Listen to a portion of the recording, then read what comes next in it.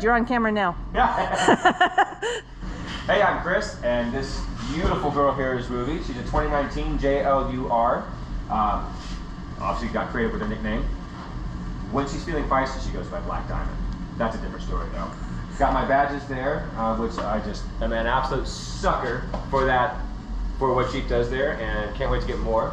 And for the sake of getting more, we have a lift kit installed today, but before we go over that, let's talk about what we do have. So this is factory with 35s on 18-inch wheels, and those are Nitto grapplers, which are pretty common. Love them, working great so far. Steel front bumper, Quadratec synthetic winch, standard back bumper with reinforcement kit. I've got Smitty built armor here, which is coming very handy since I don't have the lift. And this is a RC. Rough country rack, which I got, by the way, because I have an awning on the other side, and this is one of the few that was within my budget that had a flat side panel here that I could drill into and install an awning on. So best bang for the buck with the basket here, and the rack I think can hold 100 pounds more than other racks of similar size, so it's not reinforced on the inside, but I think this is 350 it may be able to hold, or more than 100 pounds more than what most standard racks here with the 4-point mounts say they can hold. And today we're going to install a lift kit, which is a Teraflex, Teraflex STS. So it's kind of their mid-range 3.5-inch lift. And the reason why I chose 3.5 inch is because my buddy got a 2.5-inch lift, and well, you know, gotta be taller. Thank you. So had to. Plus, it is the kind of the max lift I felt comfortable without having to adjust the drivetrain, without having to worry about that adjustment. Teraflex, because it's a very reputable brand, very well-known brand, and it was within my price range, within my budget. So I think value and quality, I like the options there. And we went with Falcon shocks. They are the Series 3 adjustable, and I can't wait to see between those adjustments how it changes the ride both on and off the trail. I figured some people complain about it needing to adjust. I'm going to sit there and air down anyway, so why not adjust my shocks for whatever the trail holds. Gotcha. So let's do it. Okay, so with this Teraflex kit, we've got just a nice plethora of little bits, parts, and various pieces. Obviously our rear and front springs, and the rear springs are side specific to compensate for the weight of the gas tank, make sure the vehicle sits level. Yeah. Over here, instead of dealing with aftermarket control arms and everything, we have a drop bracket for the front end that brings the control arms down, keeps them nice and flat, and also addresses adjustments for caster as part of the arrangement. We've got a front sway bar disconnect kit here, so the ability to disconnect the front sway bar completely as necessary, extended bump stops, brake line hangers. I believe this is going to be a track bar relocation bracket and a track bar relocation bracket. Again, no new track bar with this kit. This is a box adjustable bump stops to be able to get to the exact height that we want. Extended sway bar end links probably for the back end, I'm going to assume, and then the Falcon adjustable shocks. So lots of little brackets, lots of little pieces, but actually should be a pretty straightforward kit. Problem? So Do you have pucks? yep.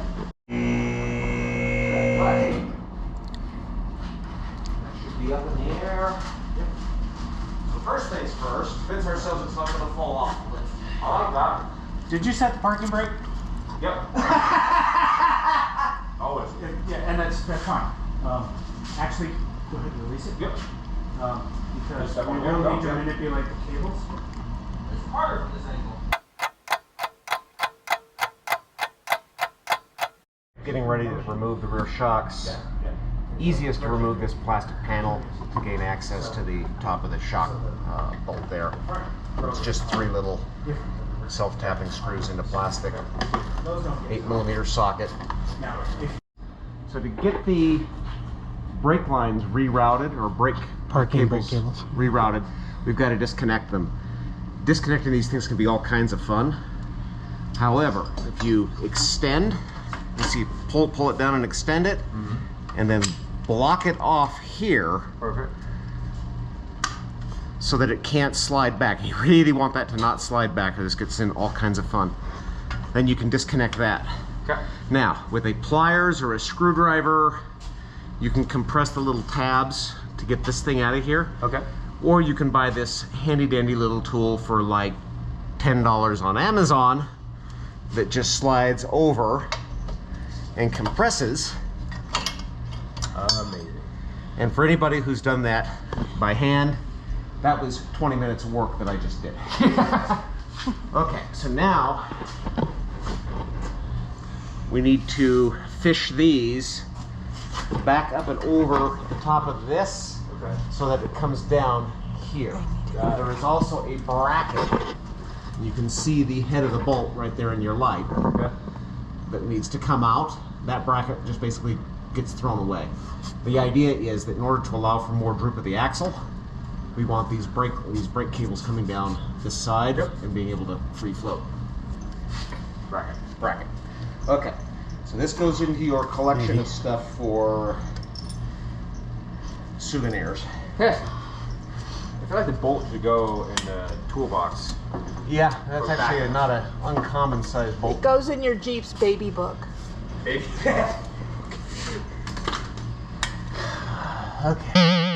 That's on camera. I hate these clamps. There we go. One down. Other side? Okay. This pops out. Okay. Oh, the whole. Oh, okay, got it. Yeah. Okay. Yeah, the clip, these clips are notorious for hanging on even when you release them. Yep. Cable's now rerouted on the back side, or forward side, I guess, of this cross member, and around all of the fuel lines that are running around up there. So now, just a matter of reconnect. Alright, so just reconnecting. So yeah, and it was stuff it back in there first, and then And make sure it's routed correctly. feed these back up on top of the axle. Better to do it that way than to try to. Yeah. Okay, and then Release the brake. release. See this tag here? Yep. That is connected all the way up into the frame, into the nut. This is called a flag nut, so that you It's got can. a flag on the end of it. It's got a little flag on the end of it, and so as you tighten, it'll just move back and forth in here, because you cannot get a wrench on this because fuel tank's in the way. Okay. And power tools just make things so much easier. Oh my gosh, yes. Of course, I took off everything I needed.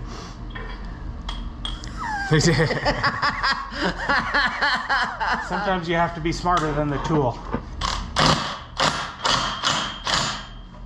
You don't want to go too far. So, need a 21 millimeter. Well, here, hand me that 18. Let's see if the nut is 18.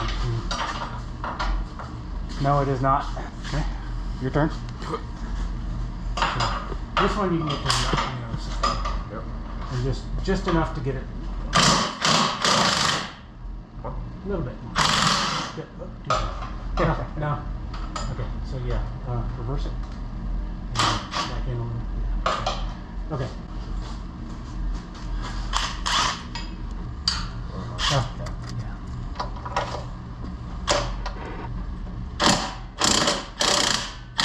Okay, that's good.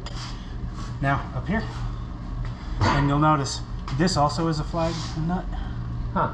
See that? Yeah. So yeah, you got to come in to this guy, and the brakes are going to be a little bit in the way. So just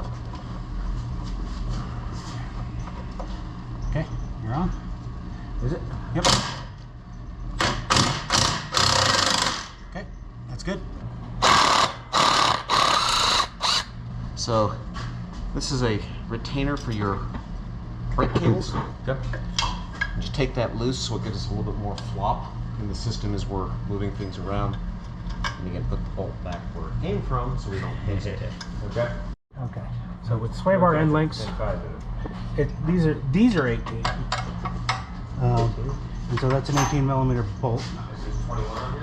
Yeah, and I've got the 18 socket, and this comes all the way off. Okay.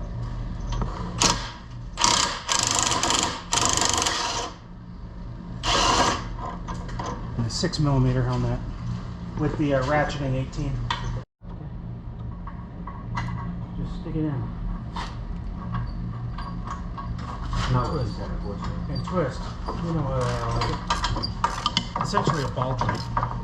Okay. And so he uses the 6 millimeter in the end of the bolt to keep the bolt from turning while he undoes the locking nut. I've never seen it before. And It's not common. the ratcheting boxing wrench makes this a much easier Oh, God, yeah. proposition, because doing this with a conventional wrench Stinks. After 10 minutes? yeah. The nice thing about these locking nuts is that they never come loose out in the field. Well, almost never come loose in the field, but they do make swapping them out a lot more difficult. I'll take the all-time security versus the one-time pain here. Yeah. Right. And that's the right direction. So take the shocks off.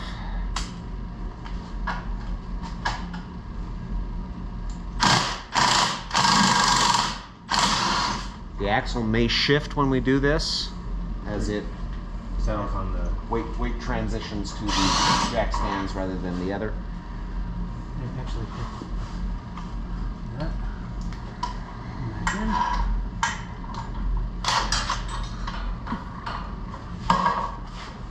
This guy here, Is there... Oh, yeah. same size. Same size. Yeah, so 18. Yeah, and is there's that no, flag? it's a Or- captive nut. Okay. Ready? Yep. Ready for that? No. Old rear springs, new rear springs, and we see these are designated as left and right. So the driver's side versus passenger side. You see the new spring is not only quite a bit longer, but also quite a bit thicker in terms of the overall. Okay, so this is the upper spring isolator. It's keyed, and it has this little Nub. Yeah. The nub goes into a hole up here, so you have to make sure that lines up, and then have a buddy hold the rubber nub in the hole while you insert the spring. And get orient the coil so that it lines up with the alignment piece. About there, and then push. Yeah, and we are in. We are in, And I'm gonna yeah, so that lift the spring to get it under just a little bit of tension so that it will. so that it Doesn't doesn't move. go anywhere. All right, so we are assembling the Falcon shocks. There's a lot of adjustability in these. We decided to dial it clockwise for performance, which tells you right there. This one is a little bit, this adjustment is a little harder to do when you are, once it's in the vehicle, because the whole shaft has to rotate. There is this adjusting knob up at the top too. We're going to start with the performance and see how we like it. And then there's a guard here that goes on. And get it bolted in place. These Falcon shocks are definitely side specific. They say in the instructions. And here there is an embossed number 1. Number 2 goes on the driver's side. This goes on the passenger side. And it does have to sit in this orientation. The shield protects probably from oncoming rocks and so forth. And then we will just get it up in place.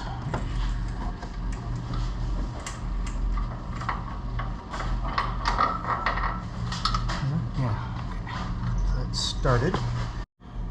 All right, so one of the things, since we're installing this in the winter, we are going to adjust it for the cold setting.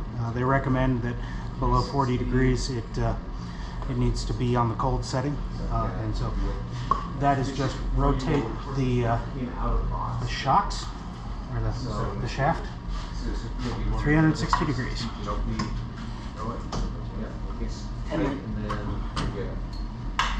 Did you do it 2 times? No, I didn't. Yeah, we did this one 2 times. Okay. Because in the box was in the middle, so 360 one way or the other. Okay. And so a second rotation. Doing this here, like where the axle up and down, is so much better than doing this underneath the vehicle. Because underneath the vehicle, There we go. so new upper bump stop. Just shove it in the hole, give it a twist. So yeah, that's this. And it will eventually All right, so pop in there. we have the Like so. Per the Teraflex instructions, torque to 56 foot-pounds, upper and lower.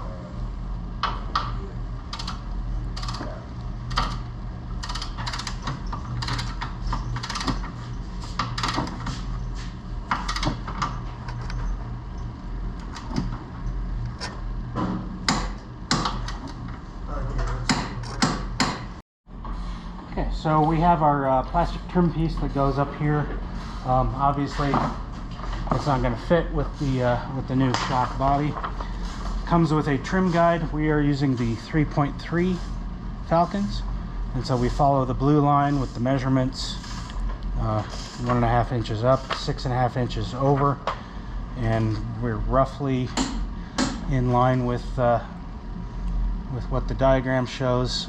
This one doesn't have a template, unfortunately, but we're going to trim this and fit it and see what more trimming we need after we're done.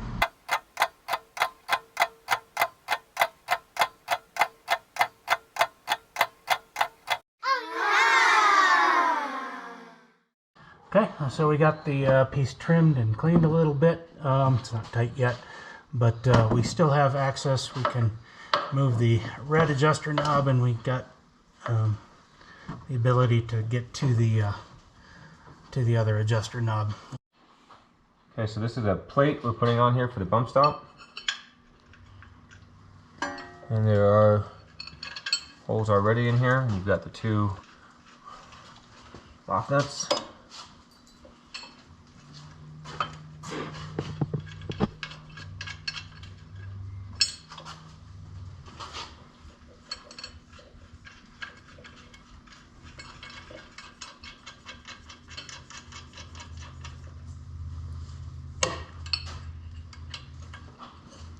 Yeah, gonna need A 14mm wrench.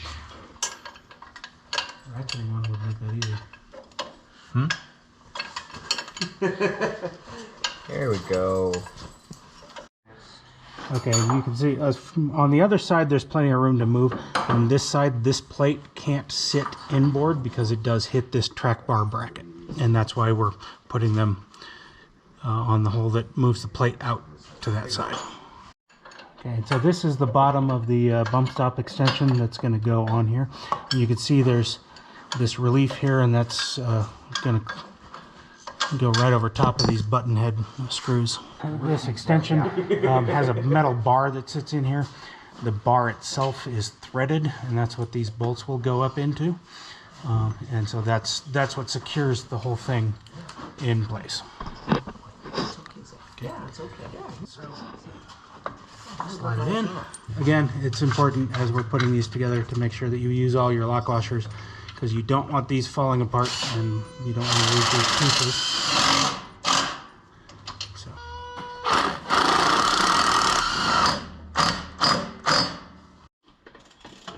Just reattaching the brake line. So next step is the track bar extension bracket. You can see this is where the track bar bolt originally went, and these 2 options are for where it will go now.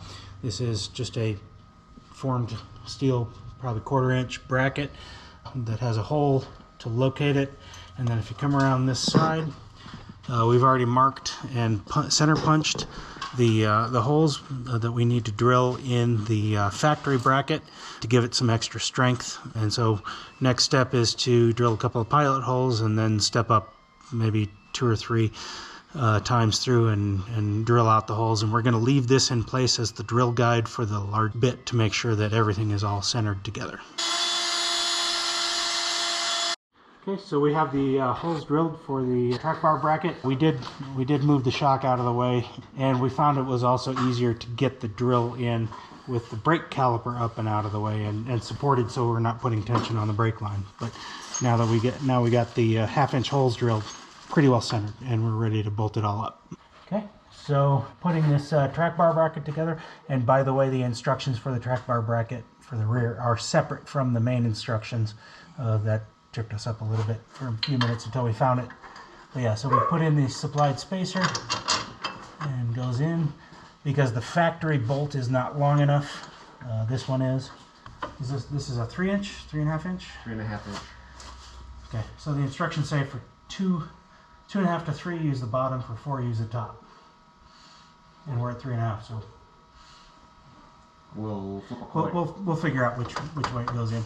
But yeah, so this goes back in, and we'll have to tweak the axle a little bit to get the bolt in place. Yeah, raise the axle up to what is essentially ride height, and it should line up. Yep. All right, and so we're torquing this M14 bolt to 150 foot-pounds.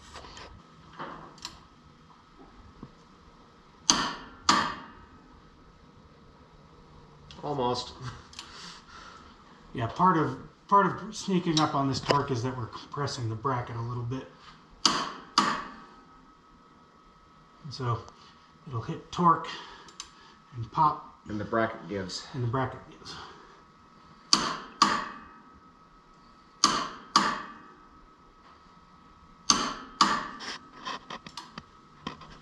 You sure it's not just calling out the time?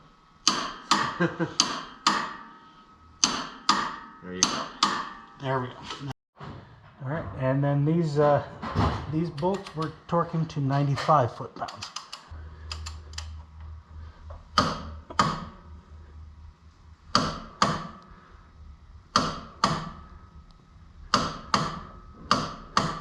Okay.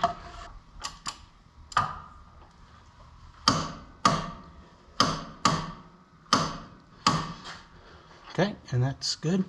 And just a note, this is a nice big 250-pound capacity torque wrench. Has a nice long handle, makes torquing these suspension bolts really good. It's a Tecton 24-340. Got them off of Amazon. I don't know the price. All right, so we're just putting the sway bar end links back in. They bolt in exactly where the originals went, just a bolt through on the bottom, and then on the top they've got this kind of ball joint style, and of course we are slightly off from each other. There we go. Okay, and we're ready to torque. All right, so we're putting in the spacer blocks that go with these Falcon shocks to space the sway bar a little bit, and using the provided load locker. Yeah, just need to get that started. No, it's just a flat block, right? There's no front or back. Yeah. I just have the Falcon logo on the outside. Just the logo to make it look cool. Yep. Why not? Custom molded. And then torque it down.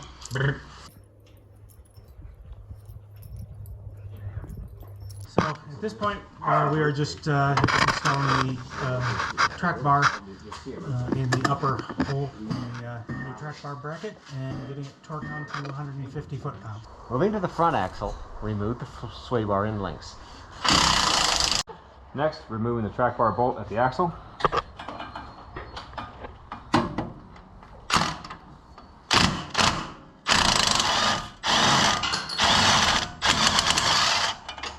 Okay. So they want us to pry this open and then pry these open as well. Remove and discard the brackets. So that allows this additional length to be available as the axle articulates, and Teraflex provides an additional tie down here at the axle, or it ties to the shock to replace it.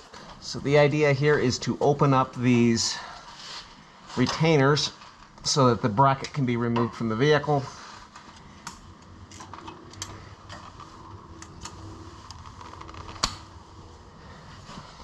And it's just a matter of bending them Proper amount of leverage.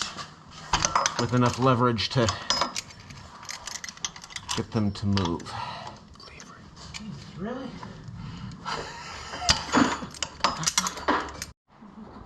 I am removing the bottom bolt on the shock here so that we can get this brake mount off, whatever it is.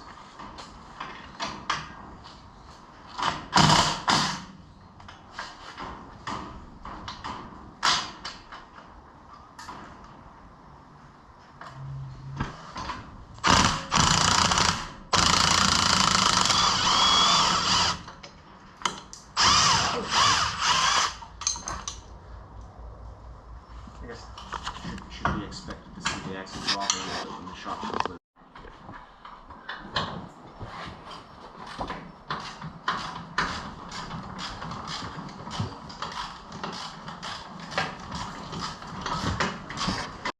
So, heat shield on this Turbo 4 is in a really tight spot with hoses running over the top of the upper bolt.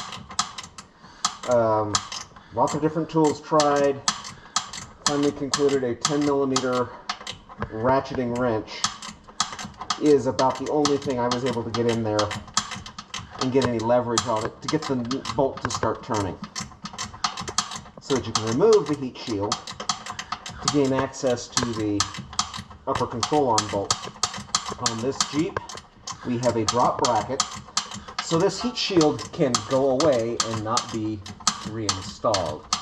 We're lowering the axle So that we can remove the coil springs. so we can move the coil springs. Old spring, new spring, much like the rears. Just a lot more spring, a lot more coils, a little bit thicker. Hi. And a lot more Good to meet you too. Come here. Come here. All good. So down here at the bottom, we zip tied the bump stop in place. This is just to get it inside the spring, keep it in the spring while we get the spring situated. Once the spring's in, we'll tie that down. It is a nice dual rate spring compared to the factory single rate. This out. Shove it in, use it as a lever to pop it out. Or at least that's what just worked for me. There it is. Old one, new one. Of course, branded. So getting the spring is going to be... Yeah, the spring is still too. Nice. Okay, so we managed to lift the Jeep up just a little bit higher because we were at the bottom on our jack stands here. I would recommend if you're doing this on your driveway and jack stands, get some tall jack stands because this axle has to droop quite a ways. But yeah, and then it's just a matter of getting it in and setting it down, and yeah, the end of the spring goes there, and that's in, and we're good. Give me a big smile.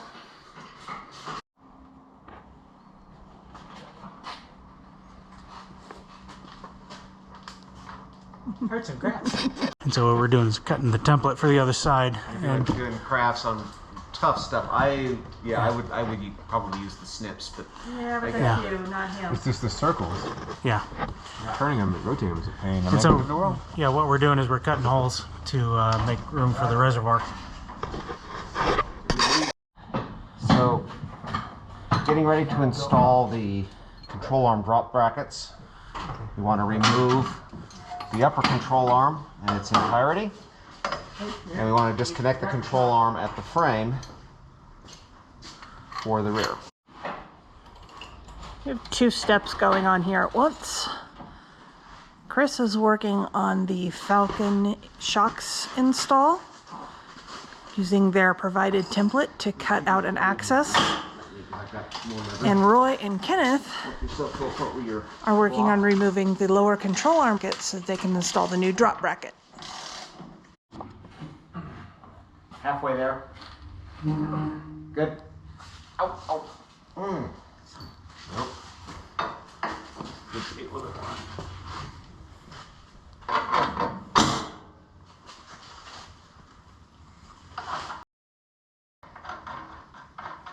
Okay, so that one's not going anywhere.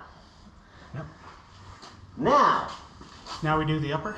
Is that what yeah, what hardware are we instructions using for the upper? Axle side uses factory hardware. say? Frame side uses hardware provided by Teraflex. So this is a new one because the flag bolt is gone. Been deleted. Or the flag nut. Now, we have a choice. We can connect this in first and then futz with the axle. I prefer that.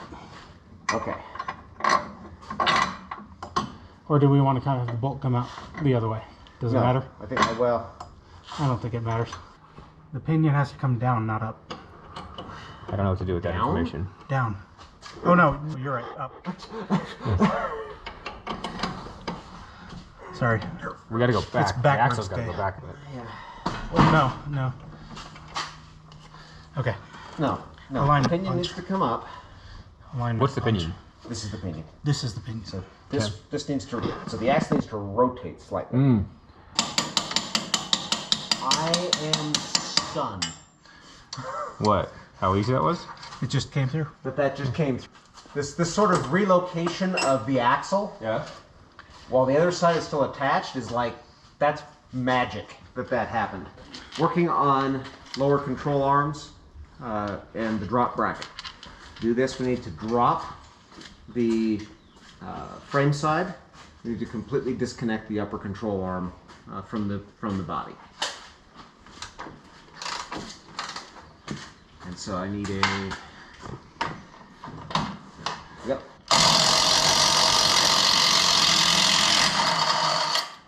Okay.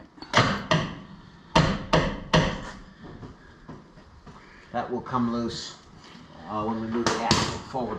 Nope, I need the 18 ratcheting wrench. Ratcheting wrench.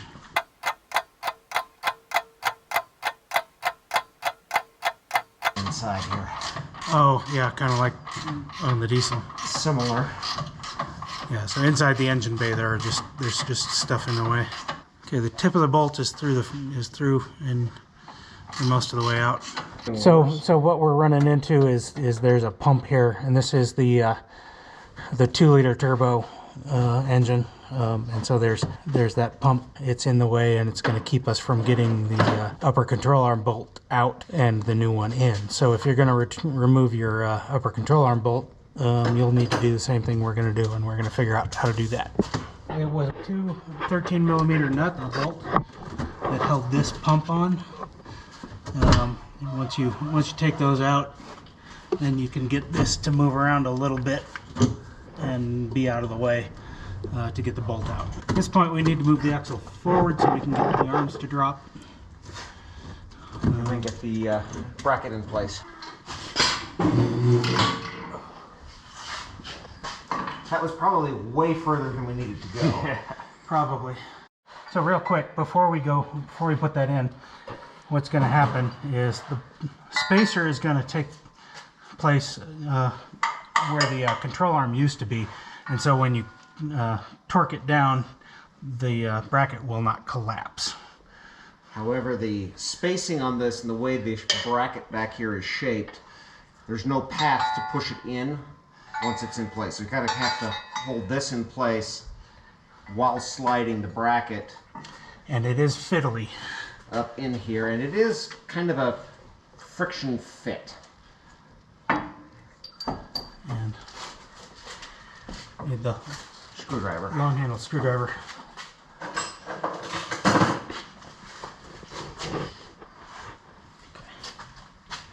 Alright, so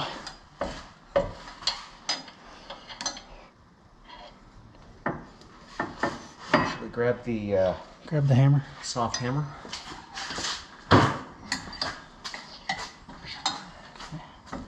Yep. Yep. Okay, and there's the spacer, and then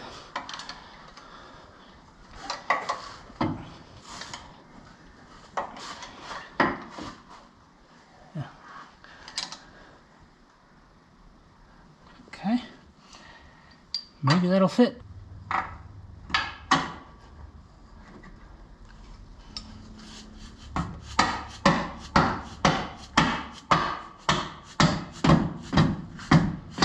Okay, and that's a fiddly bracket and spacer. Now, because we have this pump in here, I'm going to suggest we try to come from this side. Oh, yeah. Okay. With the nut back here. Yeah, because we can do that. We have a more complicated spacer setup. There are 3 spacers that all have to be lined up, and there's the frame side, and then this bracket, and then in between the bracket, and then between the bracket. Oh, and then inside there is the other side of the upper control arm out. So there's 4 layers of steel that 3 layers of spacer have to sit in, and it goes 3/4, 1 inch, 3/4, and I'm going to give you those, and I'm going to get and the I can tell right away that the oh yes, take that out first. Let me get the bracket lined up close as I can so that the bolt will go through. Okay, now go ahead and get the spacer in there. And yeah, okay, you're too far back. Forward, forward, forward, forward, down a little. Okay. Okay, a little bit more. Okay.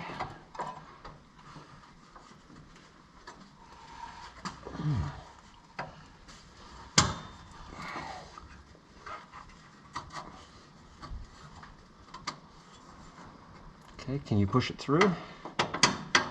Yes. Okay. And now if you can ram it home.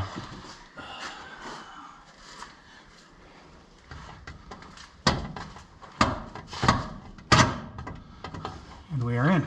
And we are in, and I need a nut. It's in my hand. And this nut fits in here next to this pump a whole lot nicer Yeah. than the other.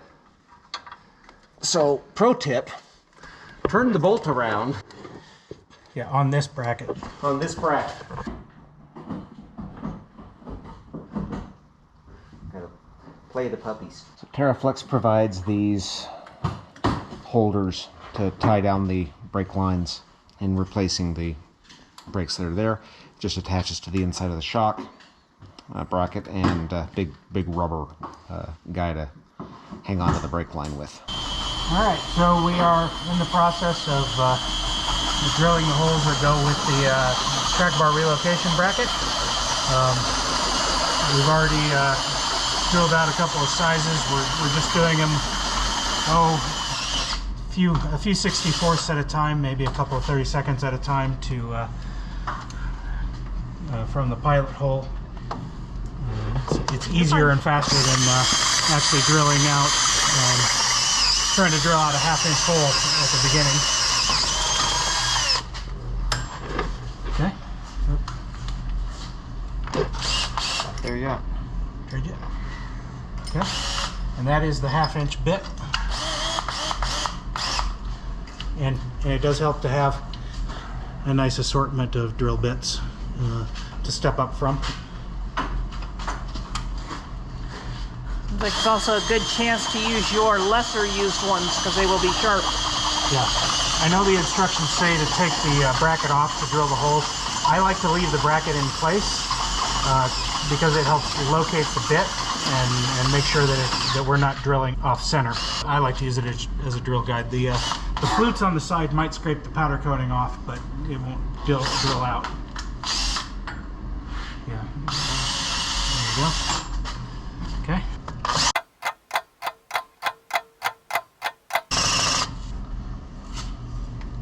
A little bit of cutting oil to help lubricate things.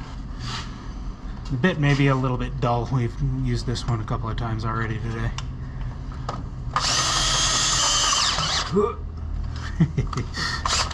Yeah, and it the catches. big ones will also grab. Yep. So we've got the sway bar bracket in. If you can come in, we put the bolt in from the top. Fishing the nut in from underneath and getting it lined up and everything is a little bit of a fiddly bit. This is in and finger tight. The other bolt here is going to be for the track bar. It's probably going to use the factory flag nut. You may or may not end up using the sway bar bracket extension. If not, you just put the sway bar back in down here. Otherwise, you put the bracket in and use the factory hardware and the factory flag nut, and see if you can get it started. There we go. And then one thing I like to do sometimes when I'm tightening things by hand is I'll put a socket on it because it gives you a little bit easier grip. And away you go. And that's still, it's snug enough. It's not going to go anywhere for now, but we're good. I have the special wrench in here that they gave us. I'm just tightening in this bump stop. Which of course is perfectly easy without any challenge. Just move your hand for a second.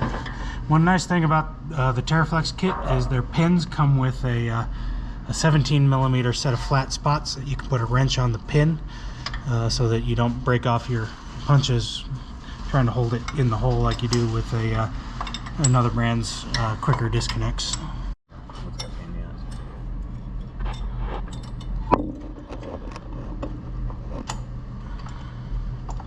Okay, so that's in. So, as a reality, 69 foot-pounds is the torque spec, but in order to retain these things, you have to use the hex key on the back side, which makes the prospect of a torque with a torque wrench a little challenging.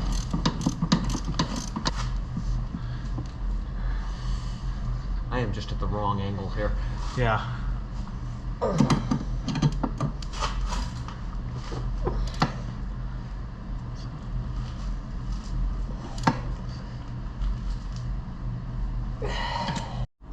Alright, so we got the sway bar end link put in. We've got the Teraflex bracket that mounts the pins here, and it's a quick disconnect. It's all bolted in through here. We got it bolted up to the sway bar itself, and then we installed up here on top. We've got the bracket that has a pin up here, so that when you disconnect this this sway bar, you can put it up here, and it's held up out of the way, so it doesn't. It lets you do all your fancy articulation off road, and holds this safe out of the way. It's likely that Chris is not going to end up disconnecting these very often, simply because he has a Rubicon and he's got the electronic sway bar disconnect, and so all he has to do is push a button in his comfy leather appointed cabin and do the yuppie wheeling.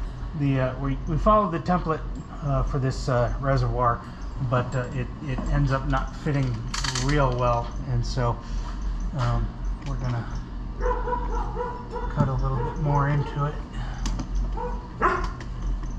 Problem is, if we pull out here, it pulls on that, and that's not any good. So I think what we need to do is come up a little bit. Yep, here. exactly. Where's the bolt? You have it. I have it.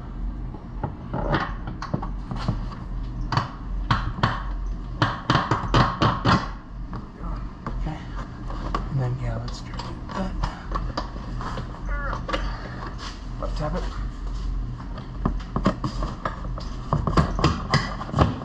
Okay. Now we just need to wiggle it around.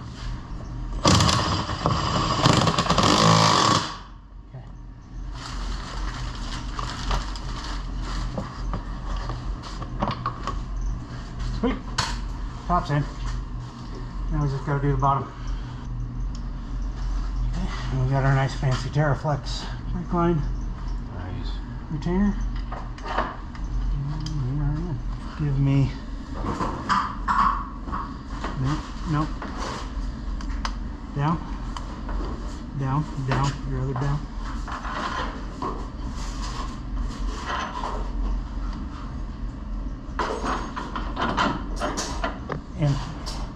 Okay, start the nut.